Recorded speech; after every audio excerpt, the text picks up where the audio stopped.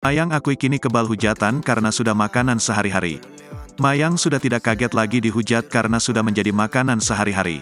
Tampaknya Mayang sudah kebal dengan hujatan yang kerap menghampiri dirinya karena sudah biasa. Akhirnya Mayang tidak ambil pusing ketika aktivitas dirinya menuai hujatan publik. Seperti ketika Mayang menjalani sesi wawancara dengan wartawan. Mayang cuek dihujat usai dituduh berpura-pura diwawancara wartawan.